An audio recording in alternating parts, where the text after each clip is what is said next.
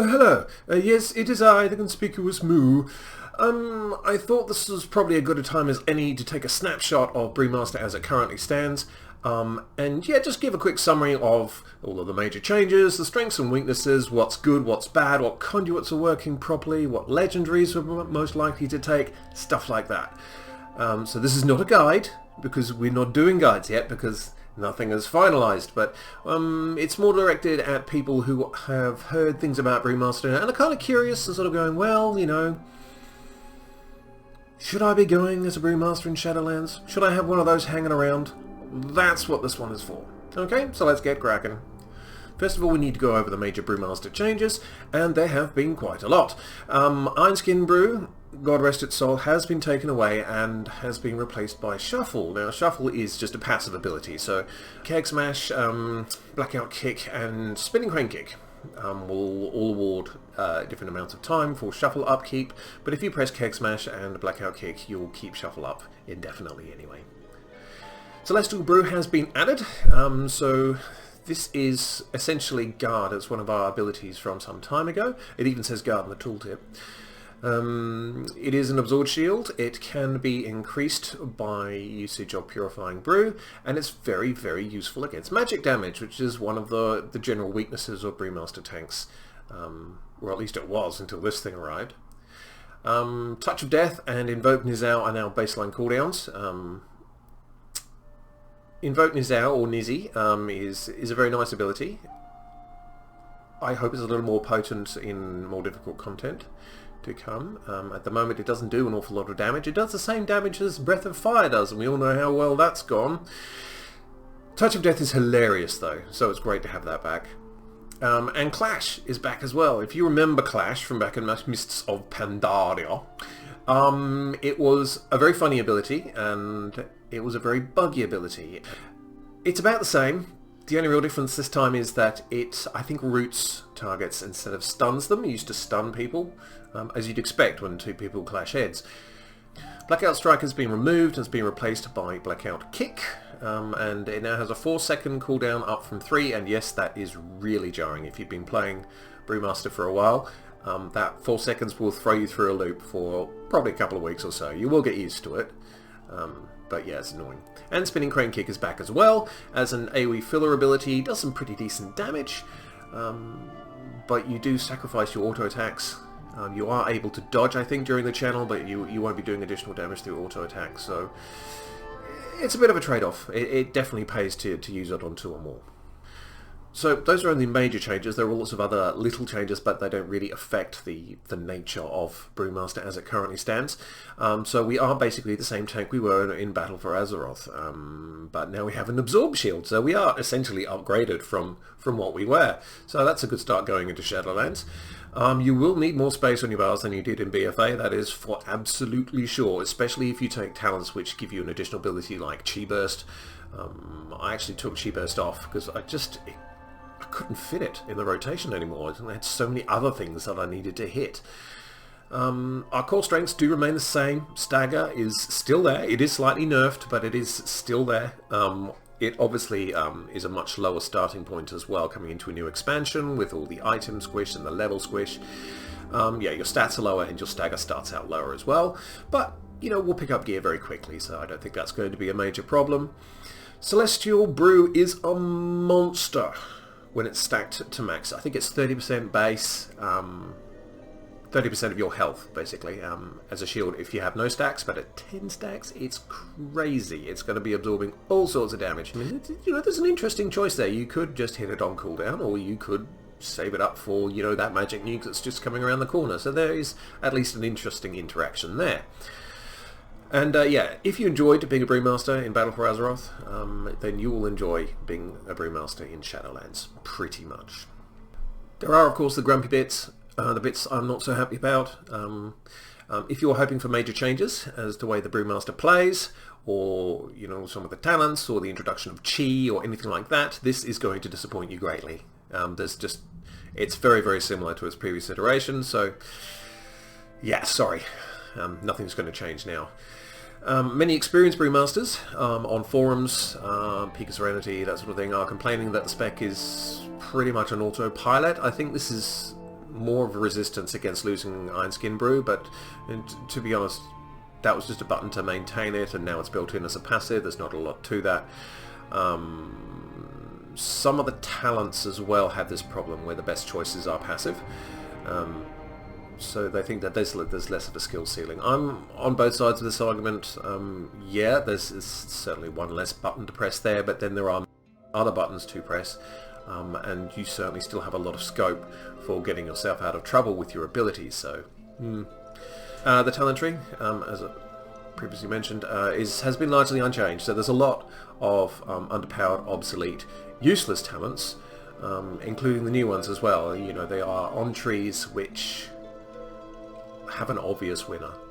I mean, you can take them if you want, but you've probably lost a bet, and it's better than, you know, doing a nudie run or something. Also, if you were thinking in your off time that you'd like to play a Windwalker or a Mistweaver at a competitive level, just bear in mind that their beta has been a little bit choppy, to say the least, and they are still waiting for changes and bug fixes and everything else at the moment, so they are not in a great position. You should still be able to do most stuff, but you know, if you wanted to really start pushing cutting edge, you might run into some trouble there. Moving on to Covenants, we are rather fortunate that all 4 of our Covenants are pretty solid, apart from Night Fae, who desperately need a buff, and we're hoping that's coming in the next couple of days or so. Kyrian is great for burst threat. It has a mastery component in it as well, so there's good defensive and offensive, because it will increase your attack power as well. So very nice in a 2-minute cooldown. The Necrolord's defensive strength is not matched by any other Covenant. It's really good. You get additional brew reduction, you get a little bit of healing, and a little bit of additional damage, and the range on this thing is like 40 yards as well, so it's kind of fun. Venthyr at the moment, most likely going to be nerfed, because the burst that these Fallen Order monks can give out at the moment just delete people, and that's probably not going to make it to live. I would be surprised if it did, or even if it does, it won't be there for long. Night Fae at the moment is the prettiest Covenant. It has the prettiest ability. It has got a pretty decent AoE ability in Phaline Stomp, which is about 3 times the strength of the initial application of Breath of Fire. Its Conduit has taken a hit. Like I say, we're waiting for buffs there. Potency-wise, Scalding Brew, even though it got a good kicking, is still a decent conduit. Your Covenant ability, whichever Covenant you pick, they're all pretty good at the moment, apart from the aforementioned Night Fae. And Walk with the Ox, if you want to go with the 3 potencies. There's a bit of a toss-up here at the moment. Some people want to go 3 potencies and improve our damage. Nizzy, Invoke Nizao, is not a very potent ability right now. I don't know if that's going to change. It'll give you a little bit extra, but yeah, we don't have great choices here, and that is reflected throughout most of the design systems for Shadowlands. Endurance Conduits, Evasive Stride is very, very good, as long as you are in Red Stagger a lot, because that's where it procs. And Harm Denial, even though it's completely meh, it's less meh than the other mehs. So if you want to go 2 potency into endurance, you could go Harm Denial. Otherwise, just go with Walk with the Ox. Finesse Conduits, try and avoid them if you can. They just don't do enough. Anyway, they're not very good. Legendaries. Since the day it was born, nothing has beaten Stormstout's last keg. So I think that goes on shoulders or gloves. People are recommending gloves because there's a shoulder drop in the Castle Nathria raid, which would be very nice. Probably Charred Passions for the second. We'll see if they do any buffs to Breath of Fire before we go live. If they do, then Charred Passions value will go up as well. But nothing is beating Stormstout's last keg. That is the one to go to. Talent-wise, and this is all opinion of course, Eye of the Tiger single target Chi Burst AoE. That row hasn't changed, so it's pretty much the same as it always was. Row 25 is, do you want to be useful to your group? Tiger's Lust. Do you want to zip around as a Chi Torpedo, which is what I do? Then take Chi Torpedo. I mean, Tiger's Lust is less useful to me because as a gnome I can wriggle out of snares already. And, you know, if you're too slow, that's your problem, DKs and Paladins. Row 35 at the moment is light brewing, that's it. You know, no one takes Spitfire. And Blackout Brew has been toyed with a little bit, but at the moment most people are just going to go for light brewing because it just reduces the cooldown of your Purifying Brew and your Celestial Brew. You don't have to do anything else. So unfortunately that's one of those talents that is passive but is also best, which isn't great design, but anyway. Row 40's had a bit of a change. Healing Elixir and All Dampen Harm. Bob and Weave was the Legion staggering, you know, it increases your stagger by 3 seconds. The problem with that is with the current design of pretty much purifying on cooldown unless you have a special reason to hold on to them, Bob and Weave's actual value has dropped off the planet. It gained a little bit more when the Purifying Brew was extended from 15 to 20 seconds, but pretty much, you know, Healing Elixir is, yes, it's another button, but it might be rather useful. Dampen Harm, if you do need the additional cooldown, if Celestial Brew is, you know, still ticking down, you haven't got that yet, you can put Dampen Harm up. Row 45 at Rushing Jadewind. Exploding Keg was brought onto this talent row. It doesn't do enough damage. It's fun, but it doesn't do enough damage, and Rushing Jadewind does far more damage over the minute cooldown that Explosive Keg has. Special Delivery you would still use for kiting and stuff, and it doesn't have an AoE cap, so if you were in a situation where you were pulling 20 mobs at once and kiting, that's a lot of kiting, but it might pull ahead of Rushing Jadewind. That's the length of the discrepancy that we've got at the moment in that talent row. And finally, row 50, High Tolerance wins again. How boring. But unfortunately, it is still the best option. Is going to be your standard pick, unless they do something exceptional with Blackout Combo. At the moment, Blackout Combo is very janky because of the 4-second cooldown of Blackout Kick. It's really jarring, and there isn't really a good enough reason to take it to unnecessarily complicate your rotation. You're not really saving an awful lot of time, and you lose all the haste and the additional stagger value from High Tolerance. Celestial Flames, you'll notice I haven't mentioned because it's absolutely terrible. So overall, strengths and weaknesses for your Brewmaster, still a great raid tank. Still going to be in demand, unless they do something extraordinary to stagger in the next 2 weeks. I don't really see anything changing here. You know, we've still got that great damage smoothing model. We're very mobile, which is one of my favourite things. Just zipping around the place as a gnome is hilarious fun.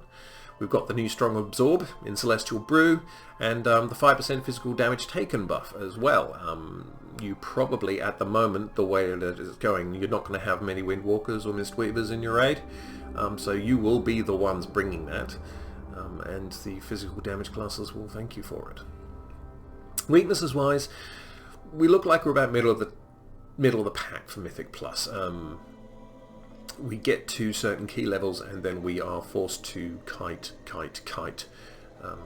simply because we just take too much damage otherwise. So, you know, that's okay, but we can't really stand and deliver past, say, a 15 or so. Our damage is still low. It's one of the lowest in the tanks. I think that's probably like attacks for, you know, the ability of stagger. So you've got to have some sort of weakness. So they've just given us low damage. That will impact threat unless they change it. And as I mentioned before, there are a lot of passive talents and abilities. So, you know, it's not as hectic a tank as some others can be.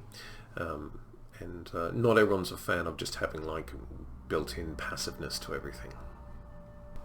However, you know, the main, simple, important question is, should you play a Brewmaster in Shadowlands? And I can heartily recommend it.